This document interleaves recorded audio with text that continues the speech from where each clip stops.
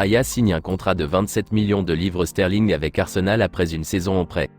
Arsenal a activé l'option de 27 millions de livres sterling pour acheter définitivement le gardien de but de Brentford, David Raya, après son prêt réussi la saison dernière. Raya, 28 ans, a gardé sa cage inviolée à 16 reprises en Premier League pour les Gunners, remportant ainsi le Golden Glove, n'encaissant que 16 buts en championnat au cours de la campagne.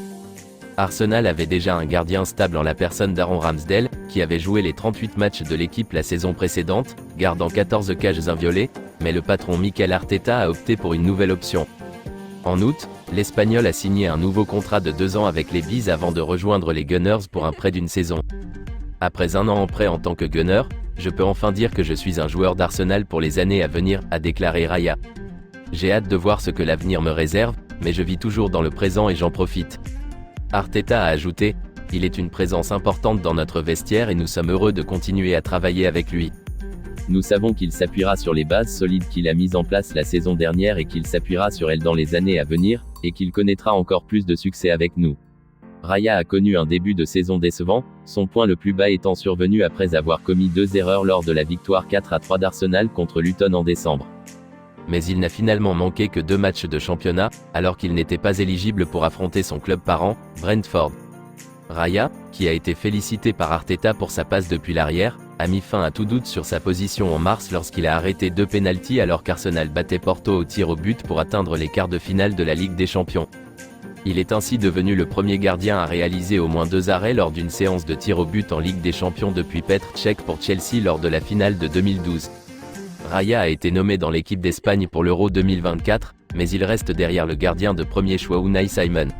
Raya a gardé sa cage inviolée lors de sa seule apparition à l'Euro 2024 contre l'Albanie, l'Espagne étant en lice pour sa dernière victoire en phase de groupe après s'être déjà qualifiée pour les huitièmes de finale. Le tirage au sort des éliminatoires de la CAN 2025 révèle des rencontres intéressantes. La Côte d'Ivoire, championne en titre, est confiante d'atteindre la phase finale de la Coupe d'Afrique des Nations 2025 au Maroc, mais le Nigeria se retrouve face à un groupe potentiellement difficile lors du tirage au sort des qualifications. Le tirage au sort de Johannesburg a vu les Super Eagles affronter le Bénin, le Rwanda et la Libye. Le Bénin, désormais entraîné par l'ancien sélectionneur du Nigeria Gern Aurore, a battu ses voisins 2-1 le mois dernier lors de la rencontre entre les 2 équipes en qualification pour la Coupe du Monde de la FIFA 2026. Le Nigeria est à la recherche d'un nouveau manager après que Finidi George a démissionné de son poste d'entraîneur suite à cette défaite et a ensuite rejoint l'équipe nationale Rivers United, bien que la fédération de football du pays n'ait pas encore officiellement confirmé son départ. La Côte d'Ivoire, qui a remporté son 3e titre continental en février en battant le Nigeria en finale de la Coupe d'Afrique des Nations, CAN 2023 reportée, affrontera la Zambie, championne de 2012, la Sierra Leone et le Tchad. L'entraîneur des éléphants, Emers FAE, a participé au tirage au sort à Johannesburg et semblait satisfait du résultat. Nous avons joué contre la Zambie lors des dernières éliminatoires de la CAN et nous avons perdu 3-0 à l'extérieur, a déclaré FAE à BBC Sport Africa.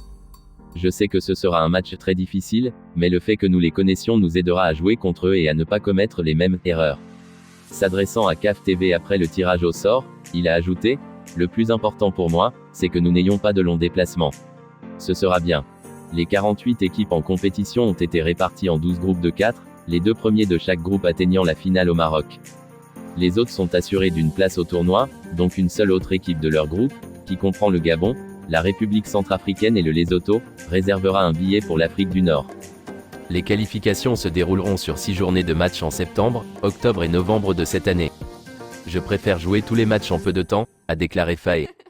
Il faut être concentré. Jouer chaque mois est une bonne chose pour nous et nous aurons le temps de nous préparer pour la compétition si nous nous qualifions. La phase finale de la CAN 2025 débutera ensuite le 21 décembre prochain, avec la finale le 18 janvier 2026. Le calendrier verra les finales à 24 équipes chevaucher le programme festif de la Première Ligue et se dérouler entre les tours de match de la Ligue des Champions de l'UEFA. Ce sera la première fois dans l'histoire de la Coupe des Nations que le tournoi débutera en décembre et se déroulera pendant la période de Noël et du Nouvel An. Tirage au sort des éliminatoires de la CAN 2025 Groupe A, Tunisie, Madagascar, Comores, Gambie.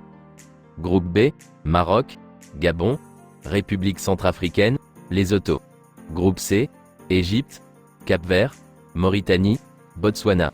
Groupe D, Nigeria, Bénin, Libye, Rwanda.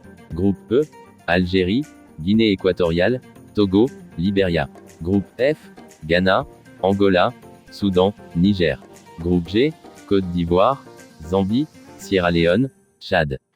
Groupe H, RD Congo, Guinée, Tanzanie, Éthiopie. Groupe I, Mali, Mozambique, Guinée-Bissau, Eswatini. Groupe J, Cameroun, Namibie, Kenya, Zimbabwe. Groupe K, Afrique du Sud, Ouganda, Congo, Soudan du Sud. Groupe L, Sénégal, Burkina Faso, Malawi, Burundi.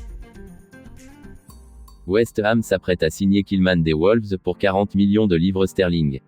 West Ham est sur le point de conclure un accord de 40 millions de livres sterling pour faire venir le capitaine des Wolves, Max Killman. Les Hammers ont vu leur offre de 25 millions de livres sterling refusée pour le défenseur le mois dernier. Cependant, il semble certain que leur persévérance portera ses fruits puisque les Wolves sont prêts à accepter la dernière offre, ce qui permettrait à Killman de finaliser son transfert. Il retrouvera ainsi l'ancien entraîneur des Wolves, Julen Lopetegui, qui a remplacé David Moyes au London Stadium. Le directeur technique de West Ham, Tim Steidten, a déclaré plus tôt cette semaine qu'il s'attendait à ce que ce soit un été chargé pour le club. Il a également confirmé que West Ham n'avait aucun problème de profit et de durabilité grâce à la vente de Declan Rice pour 105 millions de livres sterling l'été dernier. Killman, 27 ans, a rejoint les Wolves en 2018 en provenance de Maidenhead United. Le défenseur central a dû attendre mai 2019 avant de faire ses débuts avec le club contre Fulham. Maidenhead United recevra 10% des frais de transfert, ce qui représente environ 4 millions de livres sterling, après avoir inséré une clause de revente lors de la vente de Killman aux Wolves. La clause était initialement de 20% mais elle a été renégociée dans l'intérêt des trois clubs pour permettre la conclusion de l'accord. Merci de nous avoir suivis. Nous publions régulièrement des vidéos autant intéressantes sur divers sujets. N'hésitez pas de vous abonner si ce n'est pas encore fait pour ne pas manquer nos prochaines vidéos. Merci et à très bientôt.